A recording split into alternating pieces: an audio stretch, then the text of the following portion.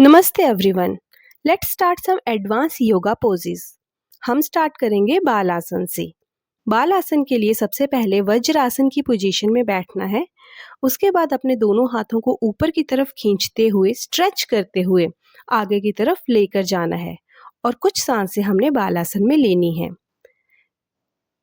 कुछ देर बाद धीरे से वापस आएं और अपनी एक लेग को आगे लेकर जाएं। इस पोजीशन को हम बोलते हैं पिजन पोज।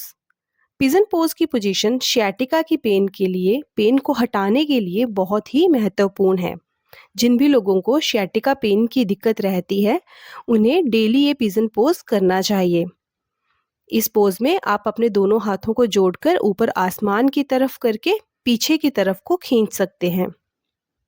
पिजन पोज से थोड़ा सा एडवांस जाते हुए थोड़ा सा बॉडी को और स्ट्रेच करते हुए हम करेंगे राज कपोत आसन। राज कपोत आसन करने के लिए सबसे पहले अपनी पाँव को फोल्ड करें, अपनी लेग को फोल्ड करें, अपने पाँव को अपने हाथ से पकड़कर खींचते हुए अपनी आर्म को हमने रोटेट करना है। अपर बैक को बेंड करना है जिससे कि आपका हेड आपके पाँव से टच हो जाएगा। ये हमारा राज कपोत आसन है। धीरे से इस आसन को आप रिलीज कर सकते हैं। स्लोली सबसे पहले अपने नेक को ऊपर करें और आराम से अपने हाथ से अपने पाँव को रिलीज करें। अब इसके बाद हम करेंगे भुजंगासन। भुजंगासन करने के लिए पेट के बल लेटना है और अपने दोनों बाजुओं को अपने बगल में रखना है। धीरे से अपने नेक और अपने चेस्ट एरिया को ऊपर की तरफ सांस लेते हुए उठाना है।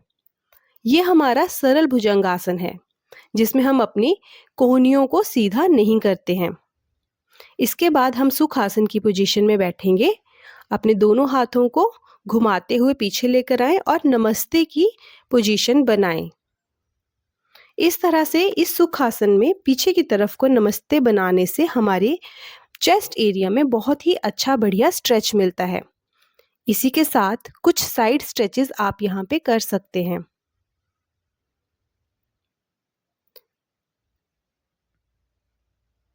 दोनों साइड्स में अपने हाथ को ऊपर की तरफ ले जाकर और आसमान की तरफ देखकर साइड स्ट्रेचेस किए जा सकते हैं। अब इसके बाद हम आएंगे कैट और काऊ पोजीशन में। यहाँ इनहेल करते हुए सिर को ऊपर की तरफ करें और एक्सहेल करते हुए चिन को अपनी चेस्ट से लगाएं। 2 से 3 बार इसे रिपीट करना है। इनहेल करते हुए हेड को ऊपर की तरफ लेके जाना है। एक्सहेल करते हुए अपनी चिन को अपनी चेस्ट के साथ हमने टच करना है। इसके बाद अब हम कुछ स्ट्रेंथ आसन करेंगे जिन आसनों में हमारी स्ट्रेंथ यूज होती है, जैसे कि क्रो पोज। अगर आप अपनी आर्म्स में स्ट्रेंथ फील करते हैं तो आप इस आसन को कर सकते हैं। अब अपनी राइट लेग को आगे रखें नी फोल्ड करके और दोनों हाथों को जोड़कर आसमान की तरफ खींचते हुए पीछे की तरफ ले जाएं। अपनी अपर एरिया को भी आपने पीछे की तरफ को बेंड करना है। जितना हो सकता है उतना ही पीछे को बेंड करेंगे। बैलेंस को बनाते हुए धीरे से आगे आ जाएं। एक बार फिर से हम इस बैक बेंड को करेंगे तो एक हाथ से आप अपने पाँव पे रख कर सपोर्ट ले सकते हैं और दूसरे हाथ को आसमान की तरफ खींचते हुए पीछे ले जाएं। इससे हमारी फ्लेक्सिबिलिटी इम्प्रूव होती है। इसके बाद हम करेंगे तितली आसन। दोनों पाँव को जोड़कर तितली आसन में बैठ जाएं। आप आराम से कुछ देर इस आसन में बैठ सकते हैं। आप चाहें तो इस आसन में बैठकर मूवमेंट भी कर सकते हैं।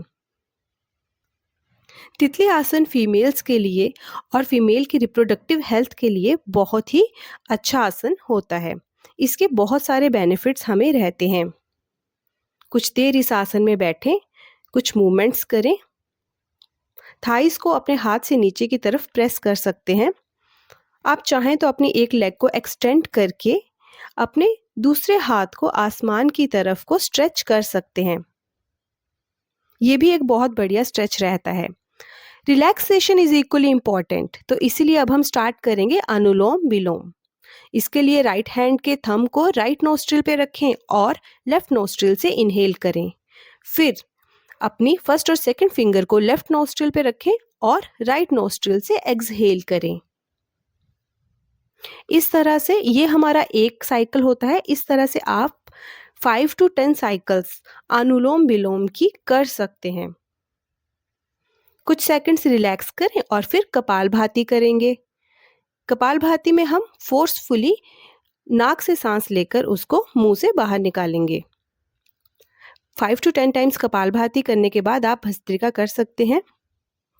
चलिए देखते हैं भस्त्रिका को किस तरह से करना है।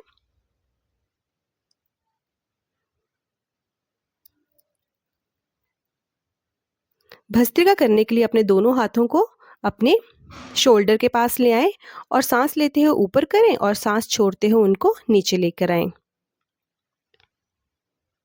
इस तरह से 5 to 10 राउंड्स भस्त्रिका के करें। इसी के साथ थैंकफुल रहें आप अपने आसपास की हर पॉजिटिव शक्ति के लिए। Thank you all.